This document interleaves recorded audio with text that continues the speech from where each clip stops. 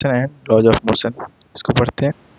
तो इसमें पहला पॉइंट है कि इस कोई भी पार्टिकल कोई भी चीज़ वो जो है स्पीड में है या फिर रेस्ट में, वो रेफरेंस पॉइंट पे डिपेंड करता है। इसमें सबसे ज़्यादा ज़रूरी है रेफरेंस पॉइंट। मान लीजिए एक बस है, वो एक मूव कर रहा है, जैसे मूव करते हुए जा रहा है, और यहाँ एक पेड़ है, पेड़ के हिसाब से ये मोशन में है, पेड़ के हिसाब से तो ये बस मोशन में है। लेकिन अगर इसी बस में दो आदमी बैठे हुए हैं, तो इसके लिए ये आदमी मोशन में नहीं है, इसके लिए ये आदमी मोशन नहीं है, दोनों तो बिल्कुल रेस्ट में ही है। तो इसलिए कोई भी चीज़ स्पीड में है, मतलब कि मोशन गति में है या फिर नहीं है, रेस्ट में है या फिर मोशन में है, ये सबसे मेनली डिपेंड करता है रेफरेंस पॉइंट पर। सबसे ज़्यादा मेन चीज़ होता है रेफरेंस पॉइंट।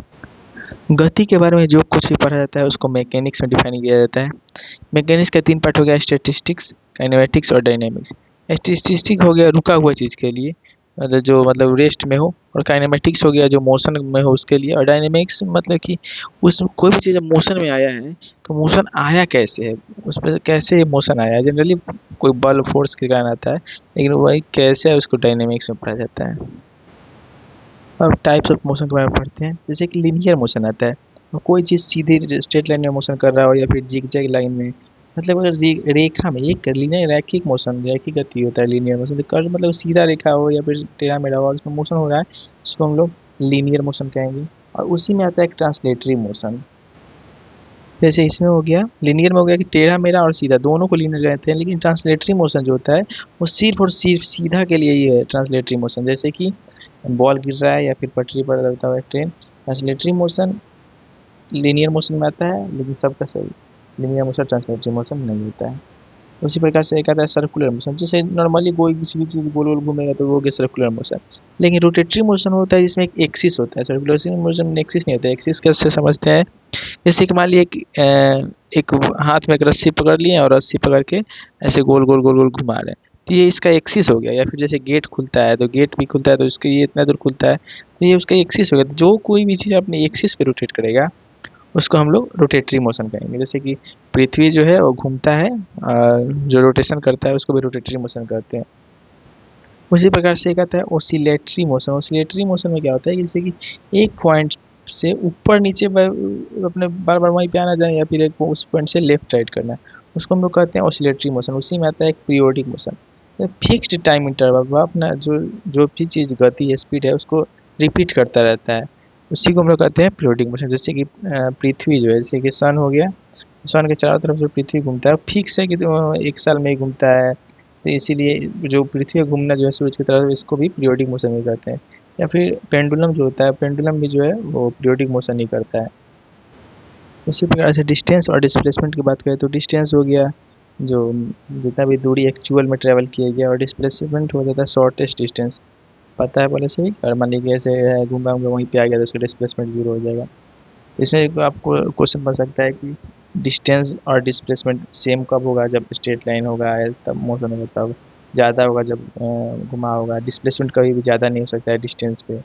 उसके बाद डिस्प्लेसमेंट जो है वो, इसमें डिस्प्लेसमेंट में एक पॉइंट मेन है कि ये भी ध्यान रखता है, डिस्प्लेसमेंट जो है वो निगेटिव हो सकता है। डिस्प्लेसमेंट निगेटिव हो सकता है, डिस्टेंस तो जीरो ही नहीं होगा कभी, डिस्टेंस कुछ ना कुछ तो होगा ही, लेकिन डिस्प्लेसमेंट जो है वो कभी भी निगेटिव हो सकता है, और डिस्टेंस जीरो भी नहीं होगा।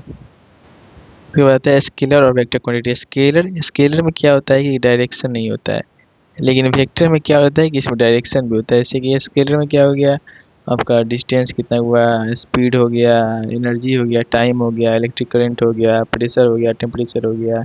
इन लोग को डिस्टेंस से कोई मतलब कि उन लोगों में डायरेक्शन से कोई मतलब नहीं है। लेकिन जैसे कि डिस्प्लेसमेंट हो गया, डिस्प्लेसमेंट डायरेक्शन कितना मेन वाइटल रोल प्ले करता है कि किस डायरेक्शन में है। उसी हिसाब से क्या आता है वेग, यानी वेलोसिटी भी हो गया, फिर एक्सेलरेशन भी हो गया, संवेग हो गया, कोणीय एंगुलर एक्सेलरेशन हो गया। ये सब जो है उसमें डायरेक्शन का बहुत ही ज़्यादा इंपॉर्टेंस है, उसके चलते इसको हम लोग वेक्टर क्वांटिटी कहते हैं। उसके बाद आता है स्पीड। स्पीड से हमें पता चलता है कि कोई वस्तु तेज चल रहा है या फिर धीमा चल रहा है, उसके चाल का मतलब कि पता चलता है। तो स्पीड का फॉर्मूला हम लोग को पता है, डिस्टेंस डिवाइडेड बाई टाइम। इसका जो एसआई यूनिट हो जाएगा मीटर पर सेकंड हो जाएगा, परंतु इसको हम लोग जनरली किलोमीटर पर आवर में मेजर करते हैं, ज़्यादातर मोस्टली इसको इसी में यूज करते हैं। गाड़ी में दो चीज़ लगा हुआ होता है, एक स्पीडोमीटर एक ओडोमीटर। ओडोमीटर जो है डिस्टेंस नापता है, स्पीडोमीटर जो है स्पीड नापता है। स्पीड जो है किलोमीटर पर आवर में नापता है।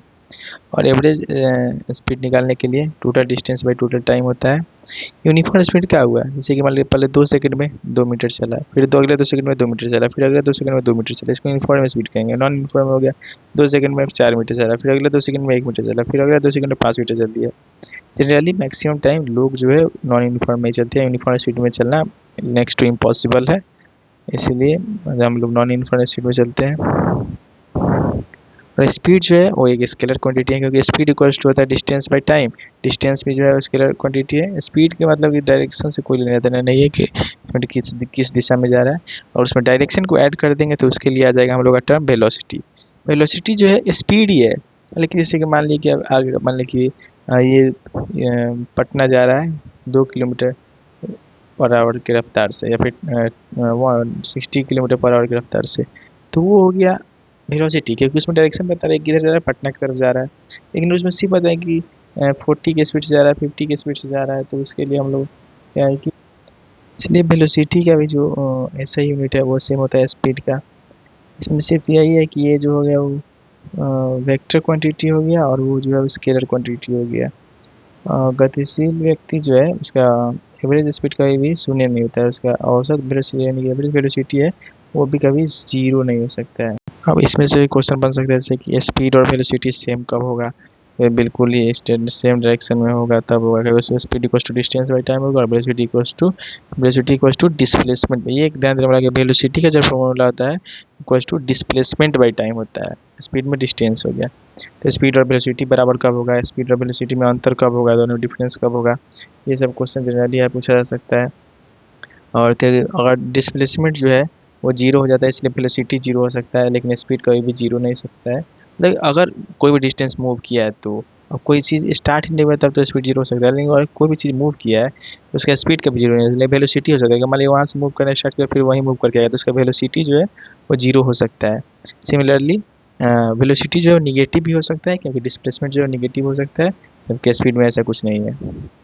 नेक्स्ट पॉइंट है एक्सेलरेशन। एक्सेलरेशन जो है change in velocity divided by time, फिर इसका फॉर्मूला होता है v minus you divided by two time.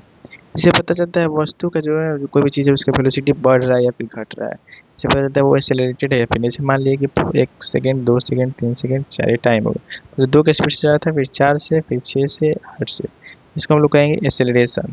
और वैसे ही फॉर 1 2 3 4 लिखेंगे, और इसमें पहले 4 के स्पीड से जा रहा था, फिर 3 हो गया, फिर 2 हो गया, ये 1 हो गया, इसको कहेंगे हम लोग रिटार्डेशन, ये स्पीड इसमें घट रहा है, इसलिए इसको कहेंगे रिटार्डेशन। लेकिन दोनों में एक बार स्पीड बढ़ रहा है या फिर घट रहा है, इसको हम लोग कहेंगे एसेलेरेटेड।